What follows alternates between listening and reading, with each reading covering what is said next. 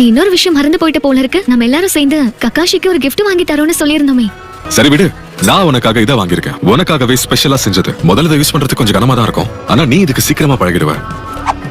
அப்படியா? தேங்க்ஸ். உனக்காக இந்த மெடிக்கல் கிட்ட கொண்டு வந்திருக்கேன். இதை நானே உனக்காக செஞ்சேன் கக்காஷி.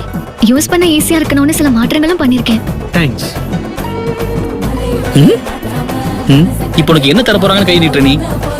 நான் உனக்கு gift கொடுக்க போறேன்னு தோணுச்சுன்னா அந்த எண்ணத்தை இப்பவே அழிச்சிரு. சரி பொங்காத விடு. நீ எனக்காக gift வாங்கிட்டு வரேன்னு நான் எதிர்பார்க்கவே இல்லை.